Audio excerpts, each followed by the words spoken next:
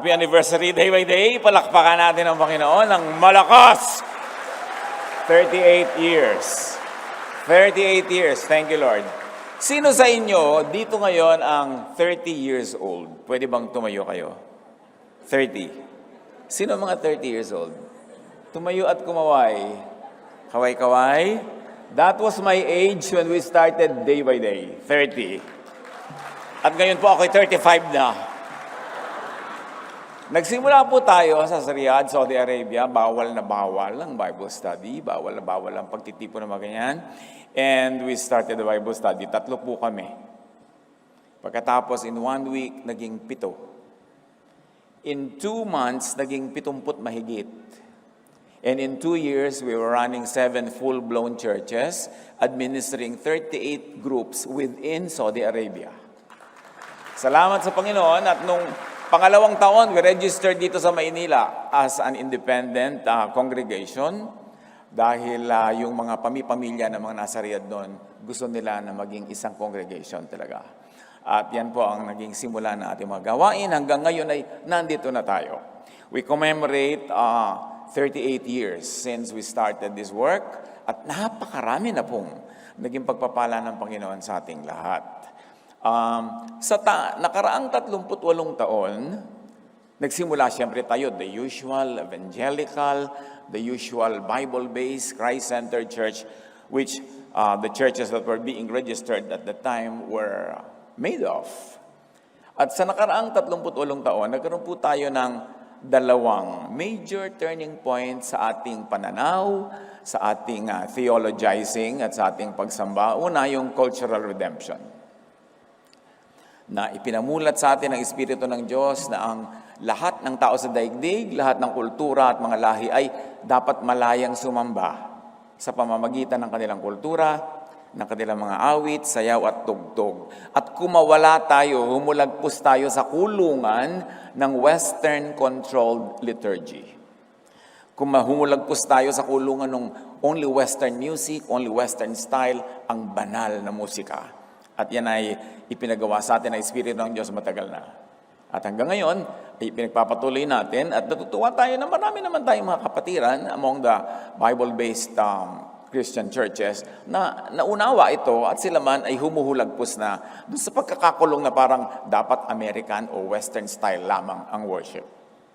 At sa pagpapalaya ng cultural element ng worship, kasunod siyempre ang paglaya ng kaisipan, ng pagte-theologize, and we were led by the Spirit to begin to Philippinize theology, to understand God within the context and through the vocabulary of our culture, of our traditions. At dahil dyan, mas magiging epektibo at malapit sa puso ng mga tao ang Diyos na hindi kailangan dumaan muna sa Western image bago magkaroon ng Filipino image. At kasunod ng isang turning point naman na yan, na kamakailan lamang, subalit matagal na rin naman kung tutuusin, ay ang atin pong pagkaunawa sa Jesusness. Ano ba yung Jesusness na yan? Kasi nakakalito ang Christianity kung yan ba ay Pharisee-ness, Moses-ness. Ano ba talaga? Halo-halo kasi kung sino pinapakinggan, sa halo-halo kung sino ang authority. Kaya kutakot-takot na division at kutakot-takot din na pagkakalito ang nangyayari sa mga tao. Sino bang masusunod, yung pag-ibig ni Jesus o yung kabagsikan halimbawa ni Moses? At yan ay matagal na nating sinisikap na pag-aralan sa tulong ng Espiritong Banal. At ngayon, sa paggunita natin ng 38, ating babalikan, sasariwain at hahalukayin pa ng mas malalim yung pinakamahalaga o isa sa mga pinakamahalagang konsepto ng pagiging Bible-based Christian, pagiging Christ-centered. At yun ay, ano ba yung ibig sabihin talaga niyang born again na yan? Ilang beses na natin yung sinikap na buklatin at dadagdagan pa natin ngayon sa tulong ng Espiritong Banal. Ama namin, salamat po sa 38 years of day by day, ng katapatan nyo, pag-akay, pagturo, pagtutuwid sa aming mga pagsisikap na lalo pang lumapit sa iyong anak na si Jesus. Kayo po ngayon ang mangusap, kayo po ang mangaral, dagdagan nyo pa ng iba yung liwanag, ang pagkaunawa namin sa isa sa mga pinakamahalagang katuruan ng iyong anak na si Jesus, kung paano ipinapanganak na muli. Mangusap po kayo, hinihiling namin, pinagpapasalamat sa ngalan ng iyong anak na si Jesus. Juan 3:3. John 3:3. Sumagot si Jesus kay Nicodemus, malibang ipanganak na muli or mula sa itaas. Equal yan pag translate. Pwedeng ipanganak na muli at pwedeng ipanganak mula sa taas. Ang isang tao, hindi niya makikita ang pag-ahari ng Diyos. Can you imagine? Hindi mo makikita ang paghahari ng Diyos. Yun ang kailangan mong makita. Yun ang pinakakailangan natin. Pero sabi, alam nyo, liban kayo ipanganak mula sa itaas, sa kaitaasan, hindi ninyo makikita yan. Hindi ninyo matatanggap, therefore hindi ninyo mapapakinabangan. Ang ating pag-aaral, born from above, or born again. At ang buong reading ay manggagaling sa John 3:1-21 na interspersed with a few verses in between na lalo pang magpapaliwanag ng ilang-ilang mga subtopics. John 3:1-2, may isang Pariseo na nagngangalang Nicodemo na pinuno ng mga Hudyo. Isang gabi, pumunta siya kay Jesus at sinabi, Rabbi, nalalaman po namin kayo'y isang tagapagturong mula sa Diyos, sapagkat walang makagagawa ng mga himalang ginagawa ninyo kung wala sa inyo ang Diyos. Statement of faith agad nitong si Nicodemus, who was a leader of the Jewish people, a religious leader, and a Pharisee at that. Tandaan nyo yun, kasi may kinalaman doon yung ano ibig sabihin ng born again, kung sino si Nicodemus. So, sabi niya, meron kayong miracles, proof yan of origin and authority of the teacher. Kaya naniniwala kami galing kayo sa Diyos. Proof of truthfulness of the teaching. Kasi pwedeng marami magturo, pero hindi lahat na nagtuturo, pwedeng i-back up ng miracle ang kanyang authority. So, naniniwala kami sa inyo, no questions asked. Jesus replied, very truly I tell you, no one can see the kingdom of God unless they are born again or born from above. Malibang ipanganak na muli mula sa itaas ang isang tao, hindi niya makikita ang paghahari ng Diyos. So to be born again, to be born from above, means to be born from another dimension. A higher dimension is to see the kingdom of God. To experience the reign, the rule of God within. Ang kingdom ng God, ipinaliwanag ni Jesus, wala sa labas, nasa loob. Luke 17:21, sabi niya, the kingdom of God is in you. So yung kingdom of God na nasa atin ay hindi yun mabubuhay, hindi yun mabibigyan ng buhay, hindi yun mararanasan kung hindi ipapanganak na muli o ipapanganak mula sa kaitaasan. So the kingdom of God is inside you, means in your heart and in your mind. That is where the kingdom of God is. Wala yan sa mga templong bato, wala yan sa mga bundok, wala yan sa mga lugar-lugar, wala sa mga ulap. Sabi ni Jesus, the kingdom of God is in you. And you will never see this. You will never experience it unless you're born again. Unless you are born from above. To see the kingdom of God, kailangan mo nang may mangyaring supernatural change. To be reborn, that leads to seeing. To be reborn is to see. Paano mo ngayon malalaman kung sino na totoong born again? Kasi lahat nagkiklaim, nung ganung July 4, 1975, na born again ako. Tinaas ko yung kamay ko, na born again ako. Ano ngayon ang patunay para malaman nating totoo? Kasi sabi, kailangan may patunay. Balik muna tayo sa usapan nung dalawa. John 3:4. Paano maipapanganak pang muli ang isang taong matanda na? Makakapasok pa ba siya sa sinapupunan ng kanyang ina para muling ipanganak? Tanong ni Nicodemo. Sagot naman ni Jesus, malibang ang isang tao ay ipanganak sa pamamagitan ng tubig at ng Espiritu, hindi siya makapapasok sa karihan ng Diyos. No one can enter the kingdom of God without being born of water and the Spirit. And the Spirit may also be translated as wind. In other words, no one can see the kingdom of God unless one is born in a spiritual way.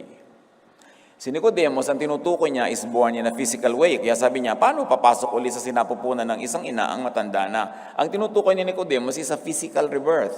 Sabi ni Jesus, hindi physical rebirth ang pinag-uusapan, spiritual rebirth. A kind of birth that is above us, beyond us, transcendent. Ang taong ipinanganak sa laman ay laman, sabi ni Jesus.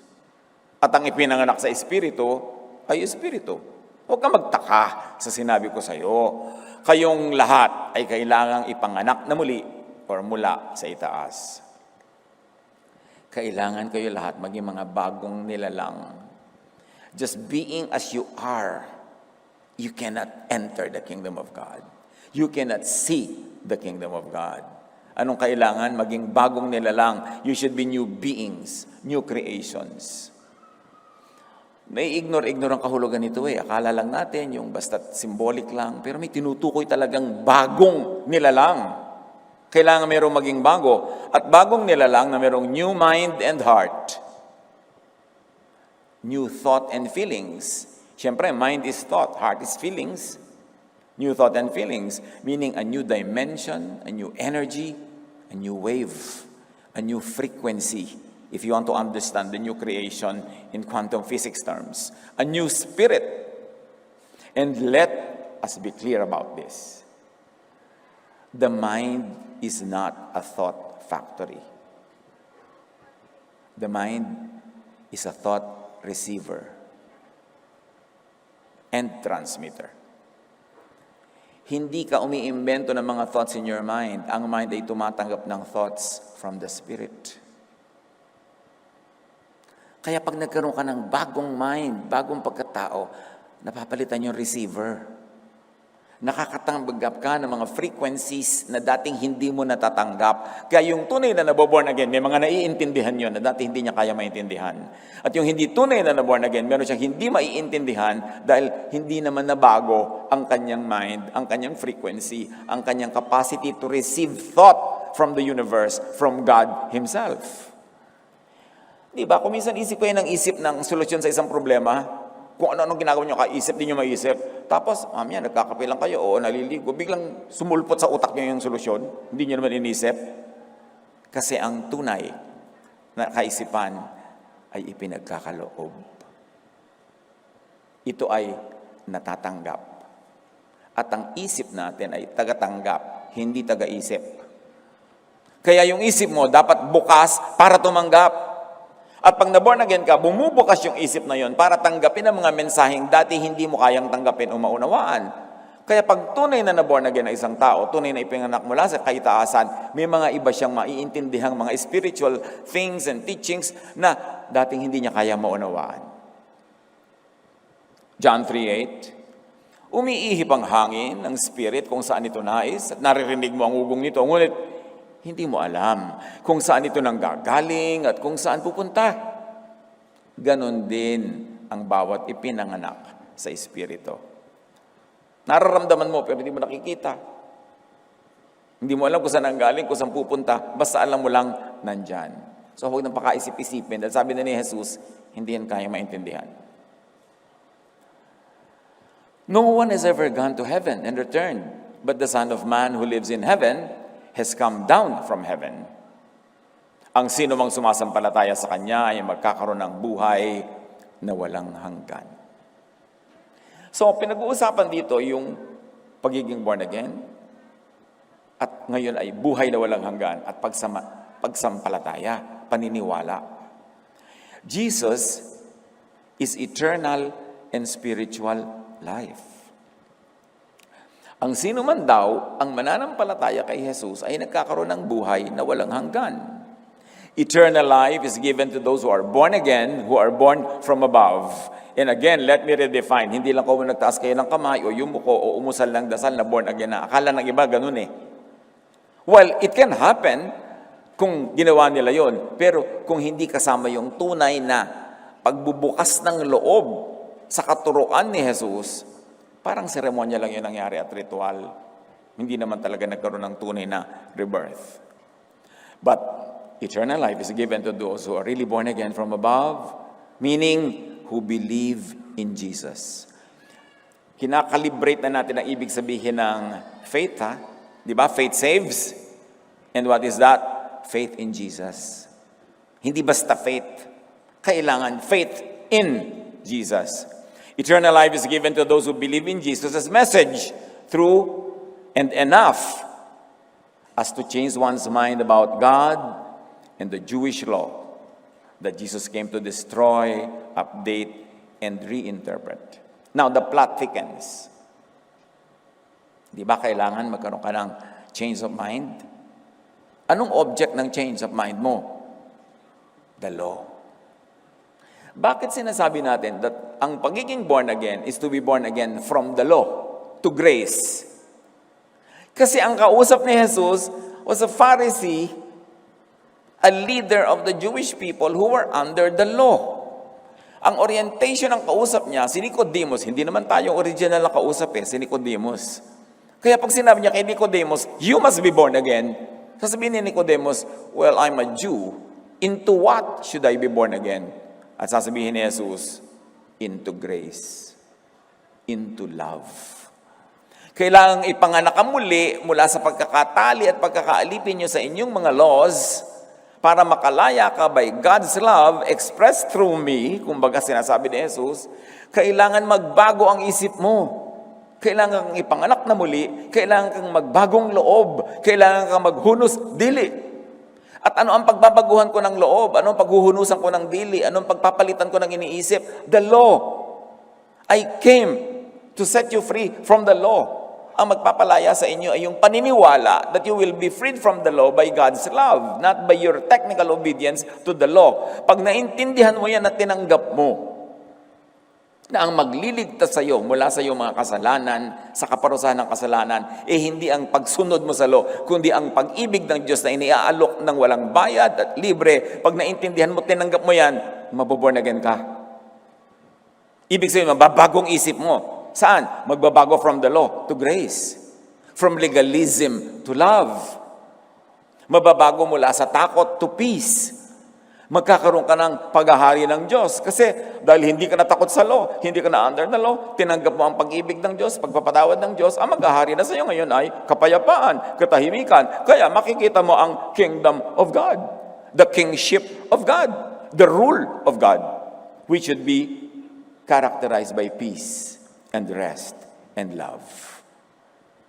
So pag tunay mong tinanggap si Jesus, na born again ka, nagbago ang iyong isip about the law, at lumipat ka sa grace, ng buong buo, hindi kalahati, buo, doon ka palang magkakaroon ng tunay na kapayapaan.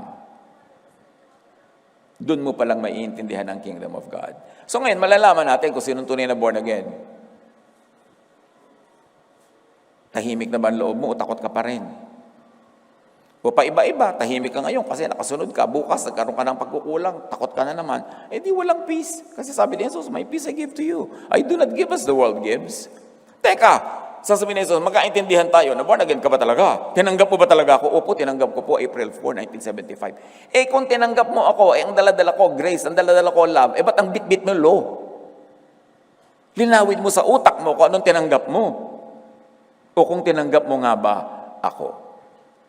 Tatandaan natin, yung born again na yan, ang kausap, has to be born again from the legal and religious system of Israel. That was Nicodemus. And all the people represented by him. Kaya yung you doon, plural You all should be born again. Hindi yung you alone. Hindi ikaw, kundi sa Tagalog, kayo. Sa English kasi, you lang yung ikaw, tsaka yung maraming kayo Kailangan maintindihan. Eternal life is given to those who accept Jesus, meaning who accept grace, and accept it enough as to accept His teachings on the law and on Pharisees. It's a new mind. It's a new receiver.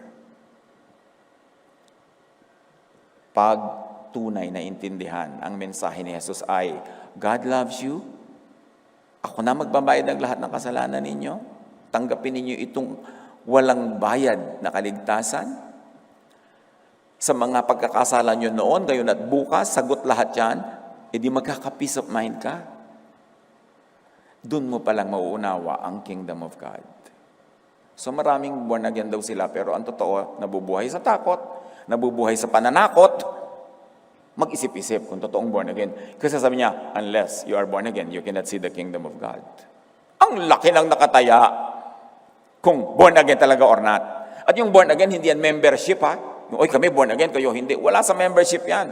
Maraming nasa born again churches, hindi naman talaga born again dahil hindi pa sila born again from the law to grace. Under the law pa rin. At in fact, ito yung sad. Ang kausap niyan si Nicodemus, he is under the law. He must be born again from the law to grace.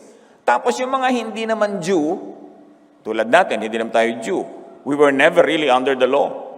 Sila yan, law nila yan scripture nila yan. Tapos ngayon, nung na-born again, doon pa nakisali sa law. Kung kailan pa nag-Bible, na-born again, lumapit kay Jesus, pero hindi lang si Jesus ang tinanggap. Tinanggap din, ninulod din lahat yung law ng Israel. Kaya ngayon, litong-lito. Yun ang under the law, pinalaya na sa law. Yung wala sa law, sasali ka pa, saling pusa. Kaya maraming Christians, lito. At isa yung dahilan, kung bakit may bago tayong nickname, although officially, ang pangalan pa rin naman natin talagang Day by Day Christian Ministries. Pero yung word kasi na Christian, nakakalito na Kasi sa Christian, kasama yung law. Sa mga traditions ng most Christian churches, nandun yung law at nandun yung grace magkahalo. Parang Tuesday ngayon, law. Wednesday bukas, grace. Yung nakakalito. Kaya para luminaw, ginawa nating Day by Day Jesus Ministries. Ibig yun, dun lang tayo talaga sa grace. Kay Jesus lang. Dahil free na tayo from the law. Hindi yung, naging kulto na tayo, na iba na tayo, tinanggal yung word na Christian. No, we are clarifying. We are focusing purely on the teachings of Jesus. And the teachings of Jesus will be our standard. It will be our filter through which all other teachings will be passed through. Kung may mga teachings yung Jewish scriptures na papasa kay Jesus, di tuloy. Basta hindi kontra kay Jesus. Pero yung hindi napapasa kay Jesus, yung in-invalidate na ni Jesus, kinancel na ni Jesus, hindi na tayo magpapakahirap na sundin yun kasi nga, you must be born again from the law. And it must be clear. Eternal life is given to those who become one with Jesus in spirit, meaning in mind and heart. Sabi ni Jesus sa Luke 11:23, whoever is not with me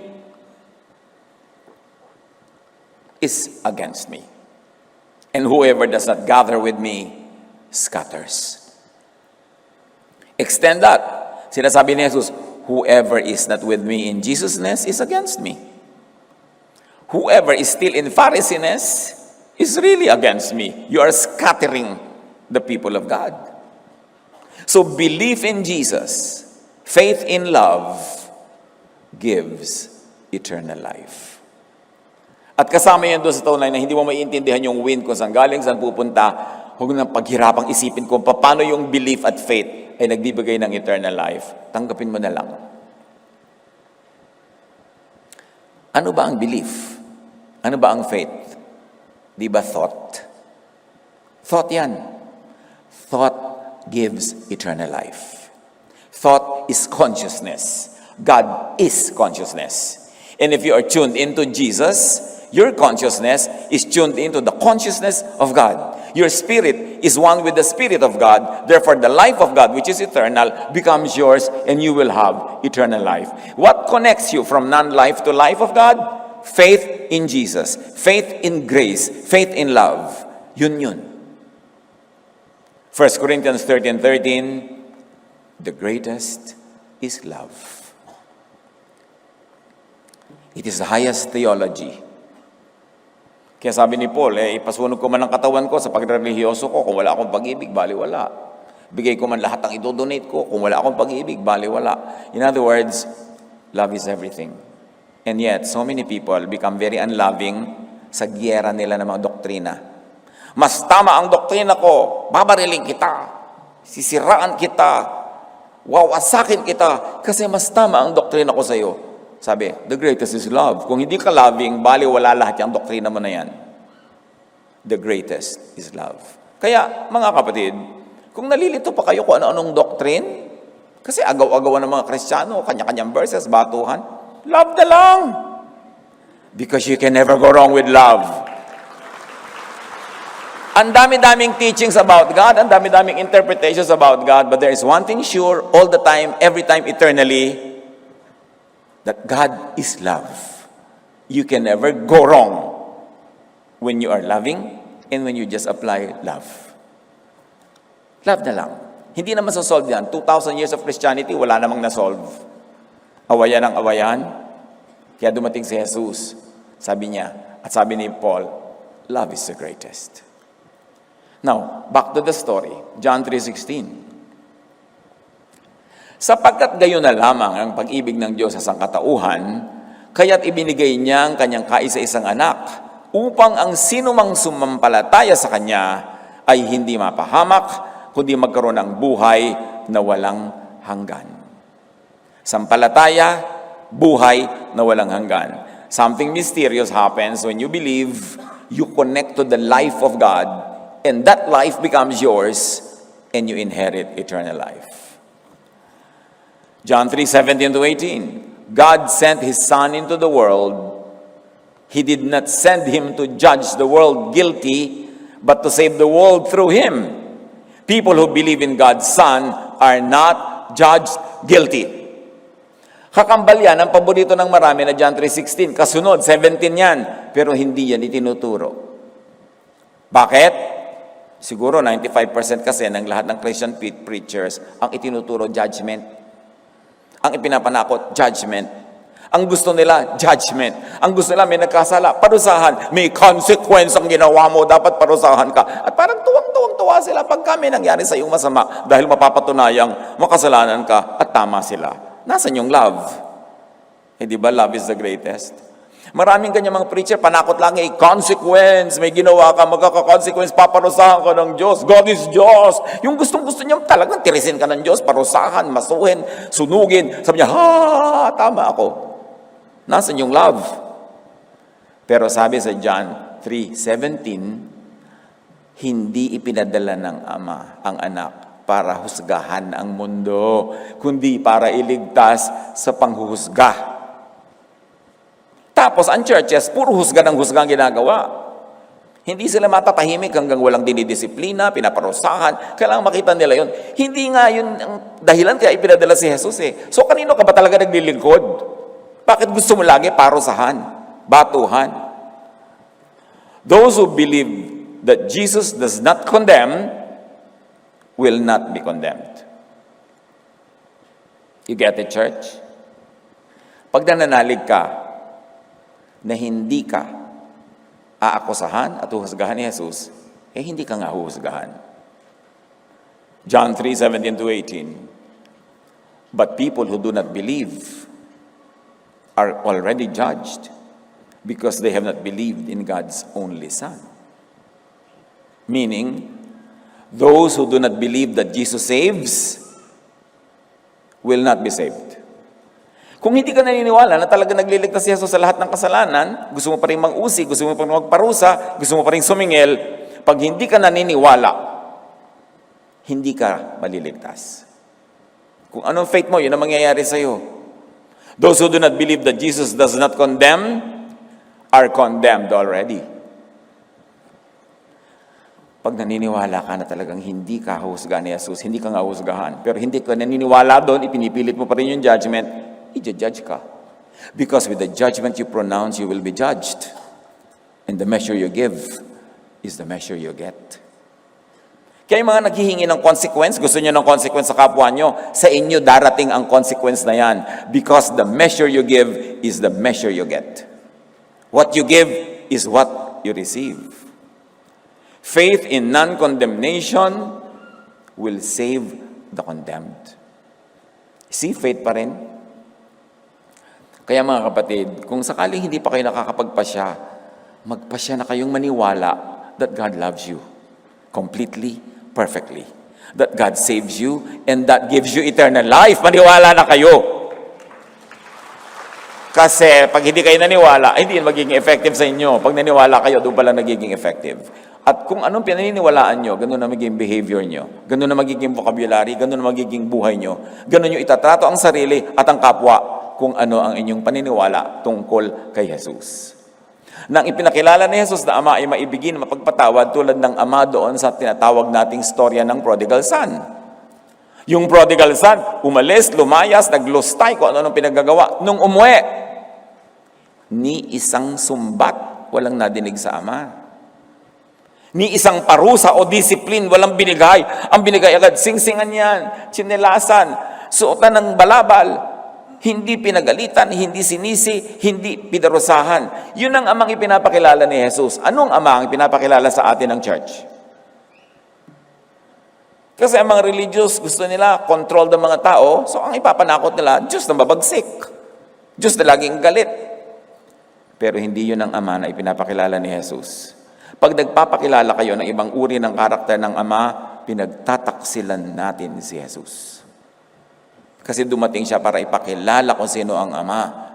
In Him, the fullness of the deity lived in bodily form. He is the image of the invisible God. At kung anong ipinakilala ni Jesus, dapat yun ang pagkakilala natin sa ating Diyos sa langit. Kaya mahalagang paniwalaan at ituro ang non-condemnation or ang grace. Pag hindi mo itinuro yung grace, ituturo mo law. Judgment. Or, mas mahirap, salad, magkakahalo, nalilito yung tao, alin ba talaga? John 10:10. The thief comes only to steal and kill and destroy. Si Jesus ang nagsasalita. I have come that they may have life and have it to the full. Sino yung thief?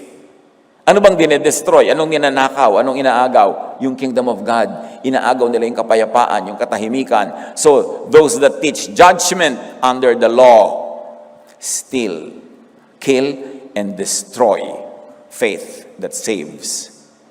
They steal and kill salvation. They steal and kill life and eternal life. Kasi pagka ang itinuro nila sa iyo ay laging takot at judgment, inaalis ang kanila ng pag-asa, inaalis ang kanilang kapayapaan at katahimikan, yun ang tunay na ninanakaw.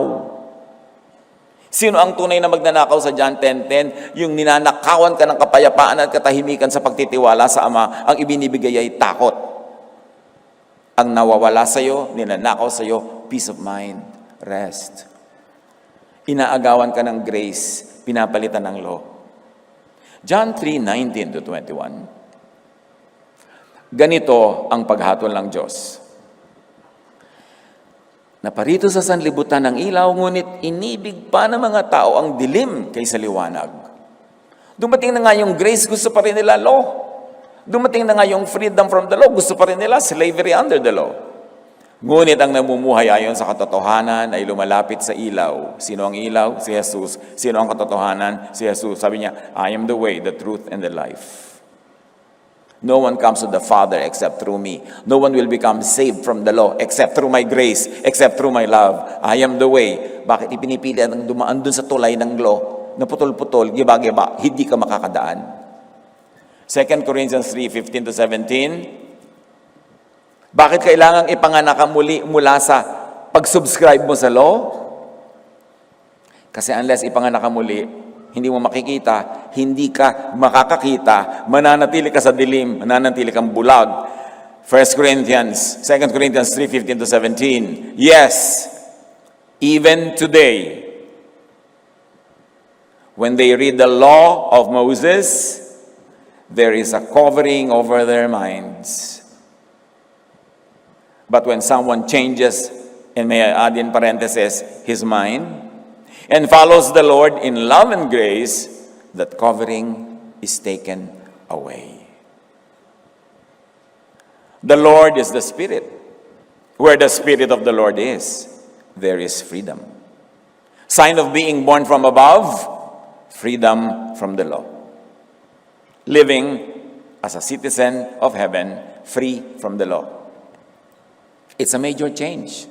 It's a major change of attitude, of thinking. Kaya parang ka na talagang ipinanganak na muli, isa ka ng bagong tao. Hanggang ngayon, sabi ng Tagalog version, may talukbong pa ang kanilang isip tuwing binabasa nila ang mga aklat ni Moises. How can you be clearer? Pag ipinagpipilitan mo yung aklat ni Moses, yung mga law, pag yan ang pininiwalaan mo, itinuturo mo, ginigiit mo, may takip ang iyong isip. Hindi mo talaga makikita ang ligaya ng kaluwalhatian ng Panginoon at ang kalayaan. Ngunit, kapag lumapit ang tao sa Panginoon, kapag na-born again, naaalis ang talukbong. Ang Panginoong binabanggit dito ay ang Espiritu, at kung nasa ng Espiritu ng Panginoon ay mayroong kalayaan. Kalayaan from the law. So here is a distinctive sign of being born again or from above. The covering of the law of Moses over the mind and the eye is taken away. So madaling makita kung sino hindi pa born again talaga. May takip pa ang mata, madilim. Hindi nila nakikita yung luwalhati ng grace. Hindi nila nakikita yung luwalhati ng love. Ang ipipilit nila yung kadiliman ng law, ng parusa ng judgment. Nakakalungkot. Ang dami-daming tao magjo-join sa church. Ibibigay ang time, talent, and treasure para lang sila takutin at ilagay uli under the law. Imbes papagliwanagan sila para sila lumaya, mapahinga. But you cannot give what you do not have. How can a teacher give freedom when the teacher is not free? How can a teacher give light when the teacher is under darkness? One is born again from the law of Moses to God's grace and love. Clarify nyo yan. Huwag lang basta generic born again. Born again from what? Into what? One is born again from darkness to light. From sin by the law to righteousness by grace. From the old covenant of legalism to the new covenant of grace. One is born from blindness by the law, na napakalinaw na nating binasa, to seeing by the light of Jesus. As you can see, being born again is really a spiritual, mental rebirth. Major change yan ng korte ng utak.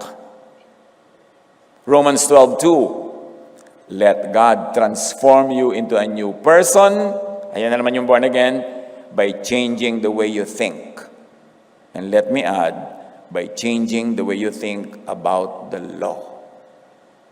Then you will know God's will for you, which is good and pleasing and perfect. John 3:3.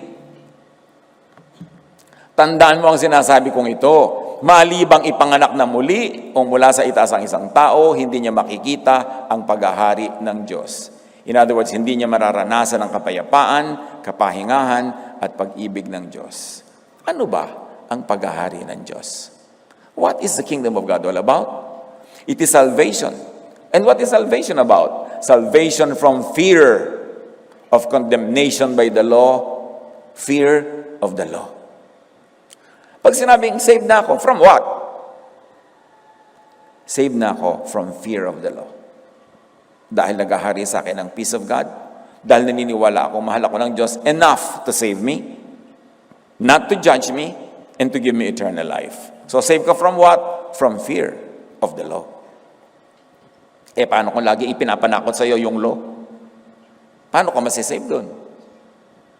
Romans 8:1-2, kaya nga, wala nang kahatulang parusa sa mga taong nakipag-isa na kay Kristo Jesus. Sa pamamagitan ng kautusan ng Espiritong nagbibigay buhay, pinalaya na tayo mula sa kautusan ng kasalanan at kamatayan.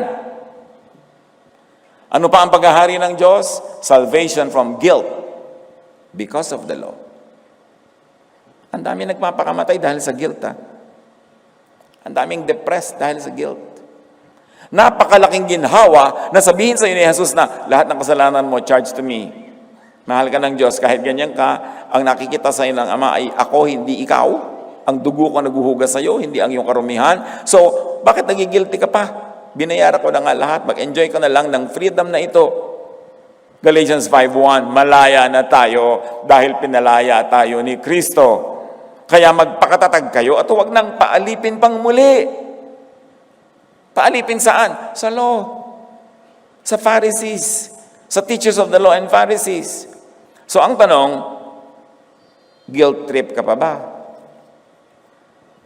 Kasi kung born again ka, naka Jesus ka na, naniwala ka, enough. Hindi lang naniniwala, enough.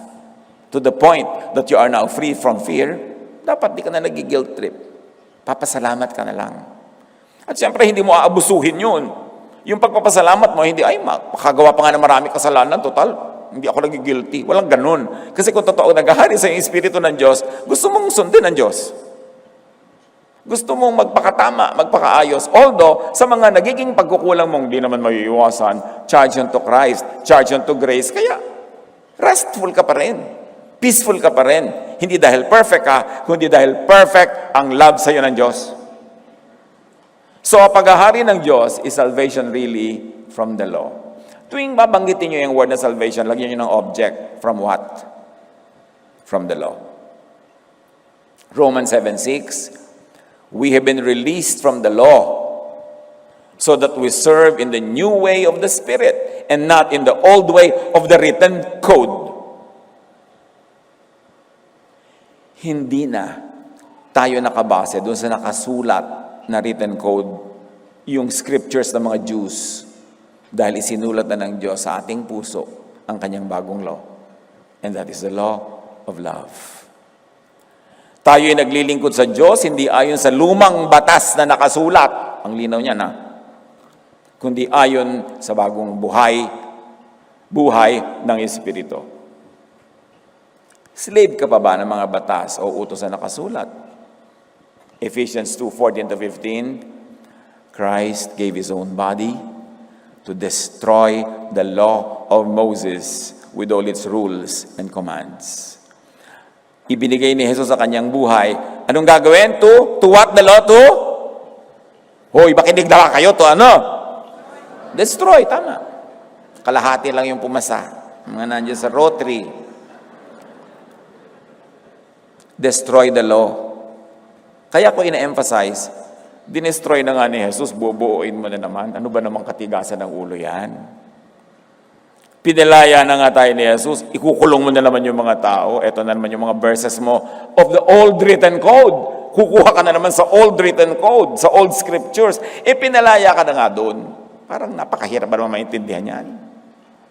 Binawalang bisa niya ang kautusan, kasama ang mga utos at mga alituntunin. Ang daming alituntunin yun, ha?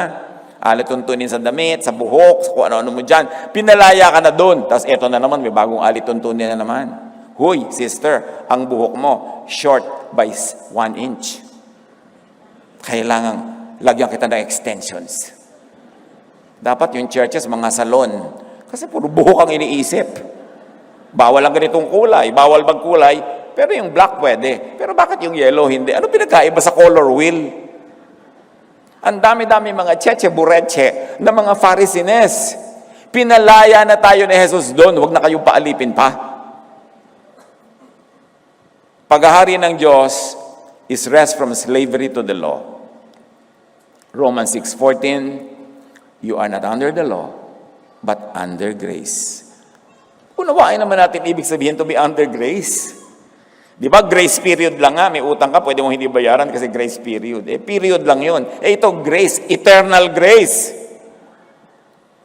Pagka naunawa natin yan, tatahimik ang buhay mo Natatakot ka sa iba, baka mo abusuhin, baka magwala ka, baka magwalang hiya ka kasi under grace ka. Meron ba namang tunay na tumanggap kay Jesus na magwawalang hiya dahil under grace? Guni-guni yun ng mga walang tiwala sa Espiritu Santo. Pinaghaharian ka ng Espiritu Santo, matatakot sila na baka magwala ka. Anong palagay nila sa Espiritu Santo? Ibig sabihin, they lack faith in what the Spirit of God can do. Kayo'y wala na sa ilalim ng kautusan, kundi nasa ilalim ng kagandahang loob ng Diyos. So, slave, pagod ka pa ba under the law? Ang paghahari ng Diyos ay peace because of freedom from the law.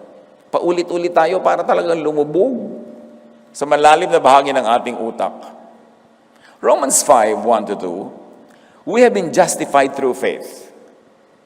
We have peace with God through our Lord Jesus Christ. The mind governed by the Spirit is life and peace. Mayroon na tayong mapayapang ugnayan sa Diyos. Tinamasa na natin ang kagandahang loob ng Diyos. Kaya ang tanong, born again, at peace ka na ba? Ang paghahari ng Diyos is the reign of love. not the reign of anger. Ang dami-daming napaka-dogmatic sa doktrina, napakalakas ang paninindigan, pero puro galit, puro muhi, puro puot. Ibig sabihin, hindi born again.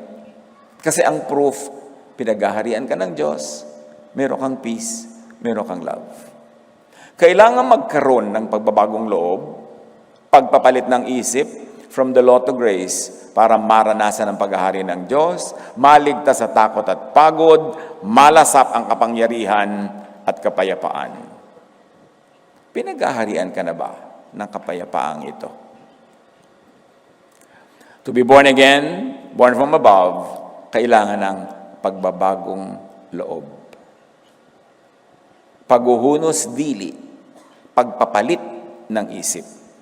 Romans 12:2, do not conform to the pattern of this world, which is under the law, but be transformed by the renewing of your mind. Hayaan niyong baguhin ng Diyos ang inyong pag-iisip upang maunawaan ninyo ang kanyang kalooban. Again, the mind as receiver. Kailangan yung utak natin mapalitan para makareceive siya ng mga frequencies na dating hindi niya nare-receive, hindi niya naiintindihan. It happens when you truly believe in Jesus. That is where the miracle happens. Pagbabago ng isip tungkol sa law. Galatians 3:23-25. Ito, namnamin nyo mga kapatid, yung mga mahilig pa sa law hanggang ngayon. So the law was our guardian until Christ came. Pansamantala lang nabantayan hanggang dumating si Jesus. Ibig sabihin, nung dumating si Jesus, tapos na.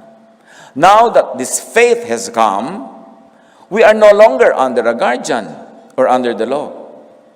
Bago dumating ang panahon ng pananampalataya, the age of grace, tayo'y nakakulong sa kautusan, age of the law. Hanggang sa ang pananampalatayang ito kay Kristo ay mahayag.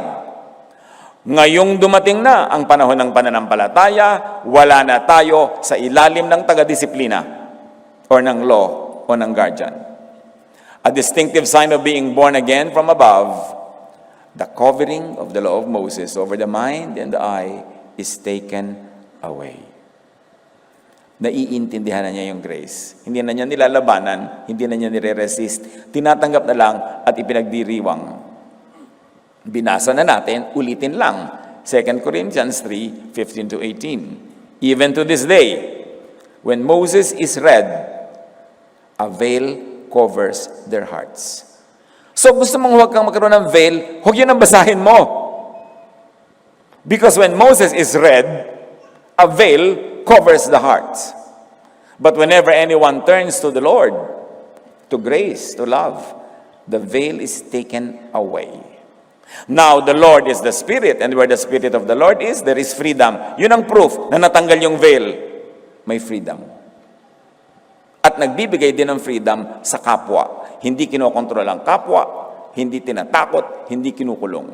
Hanggang ngayon, may talokbong pa ang kanilang isip tuwing binabasa nila ang mga aklat ni Moses. Ano nga mangyayari kung lagi yun na binabasa mo? Di lagi kang matatalokbungan.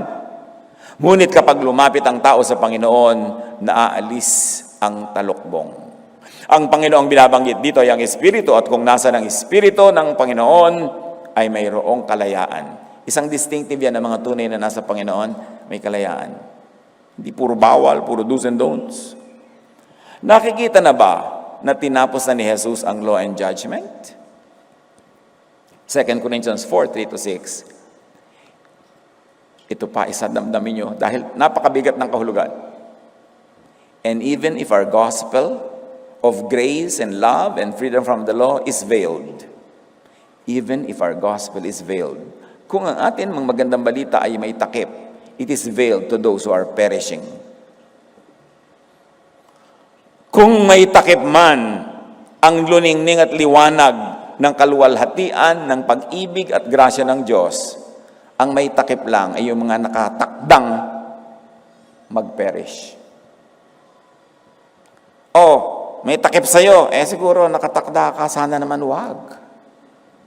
Tanggalin mo yung takip, tigilan mo ng kababasa yan, natatakpan ka. Sabi, kung may takip naman lang ito, ang natatakpan lang yun talaga yung perishing. Bakit? Doon sa hindi perishing, tatanggap kay Jesus, magkakaroon ng liwanag, matatanggal ang takip. At bakit daw may takip? The God of this age has blinded the mind of unbelievers so that they cannot see the light of the gospel that displays the glory of Christ, who is the image of God. Ang God of this age, yung darkness, Ang Diyos-Diyosan daw ng kadiliman ang bumubulag sa mga hindi mananampalataya. At ano yung hindi mananampalataya? Hindi nananampalataya sa grace, sa love. Kung may talukbong pa ang magandang balitang ipinapahayag namin, ito'y may talukbong lamang sa mga napapahamak. Hindi sila sumasampalataya sapagkat ang kanilang isip ay binulag ng Diyos ng kasamaan sa daigdig na ito upang hindi nila makita ang liwanag ng magandang balita. Ano yung magandang balita? God loves you. God saves you through Jesus. Hindi makikita ng iba. Ang sasabihin ba, no, parusa, judgment. Bakit? May talukbong ang mata. At sabi ng verse, may talukbong man sila, kasi nakadestino sila mag-perish. Nawa, magbago sila ng isip. Kasi sino man ang tumatanggap sa Diyos, ay pinaghaharian ng kaliwanagan. Huwag panigasan, huwag ipaglaban. Dahil sila ay tumatalikod sa kaluwalhatian ni Kristo na siyang larawan ng Diyos, a loving God. Unbelievers in God's grace and love, message through Jesus, those who are stubborn believers in the law. So ang tanong, nasa law ka pa ba? Sumusunod ka ba sa under the law? Kakaba ka ba? Ka pa ba? Lagi pinag-uusapan mo, ligtas pa ba ako? Mawala ba yung kaligtasan ko? May parusa ba ako? Under the law yung ganung mentality. One is born again from the law of Moses to God's grace and love. You have to make that decision clearly. Huwag kang papunta dito, papunta doon. Law ngayon, grace dito. Dahil ang double-minded man cannot expect any blessing from the Lord. Kung dito, kung doon, linawin mo yan. Colossians 2:20-22, namatay na kayo, nakasama ni Kristo, at hindi nasakop ng mga alituntunin ng mundong ito. Bakit pa kayo sumusunod sa mga alituntuning tulad na, huwag hahawak nito, huwag titikim niyan, huwag gagalawin yan, at kung ano-ano pa mga do's and don'ts? Ang mga ito'y utos at katuruan lamang ng tao. Di ba ang dami mga do's and don'ts ng relihiyon? Sabi, bakit? Hindi ba na born again na kayo? Pinalaya na kayo? Bakit kayo nabubuhay na parang under the law? Ang dami pa rin yung kinakatakutang, huwag gawin yan, gawin ito, etc., etc., etc. Puro do's and don'ts ka pa ba? One is born again from sin by the law to righteousness by grace. From the old covenant of legalism to the new covenant of grace. Romans 7:6. But now, by dying to what once bound us, which is the law, we have been released from the law. Released from the law. So that we serve in the new way of the Spirit, freedom and love, and not in the old way of the written code. Lumaya na kayo sa old way of the written code, dun sa mga pinalaya na tayo ni Jesus. Meron pa rin naman na effective, yung mga loving na teaching, yung mga kind, mga good. Pero yung mga unkind to yourself and to others, pinalaya na tayo. One is born again from blindness by the law to seeing by the light of Jesus. Meron pang unassailable proof of being truly born again. Galatians 5:22-25. Subalit ang bunga ng Espiritu ay pag-ibig, kagalakan, kapayapaan, pagtitiyaga, kabaitan, kabutihan, katapatan, kahinahunan, at pagpipigil sa sarili. Walang batas laban sa mga ganito. Nag-review lang tayo mga kapatid. Ang totoo, dekada-dekada na nating ipinapangaral ang mga ganito. Jesusness, grace, love. Pero maganda ngayong anibersaryo natin, suriin ang sarili. Baka naman dumating pa ang 38 na naman ka ng anibersaryo, takot ka pa rin. Nananakot pa rin. Galit pa rin, kakaba-kaba pa rin. Sayang ang dugo ni Jesus. Sayang ang perfect love ng Ama pag hindi natin ma-enjoy. Pero ang kailangan gawin, believe in Jesus. Believe enough in Jesus so as to abandon the law. Believe in grace enough so as not to be afraid of the law. Believe, of course, and obey all the good teachings of the law that are not against the teachings of Jesus. Of course. Pero salain. Kasi maraming teaching ng law pampapahirap na hindi necessary. Panggulo, pananakot, inconsistent with the reign of God in our hearts. Turuan niyo po kami, Ama, na suriin ng aming mga sarili. Pagbulay-bulayan ng kahulugan ng mga paulit-ulit na mga katuruan na ito, na nawa ang maging tunay na bunga ay kalayaan sa aming puso, sa aming isip, maging tunay kaming bagong mga nilalang, creatures under grace and love, not creatures under the law. Magbulay-bulay tayo, mag-isip-isip, suriin kung saan tayo nakatayo at naninindigan at magpasalamat sa Panginoon dahil tayo'y pinapalaya.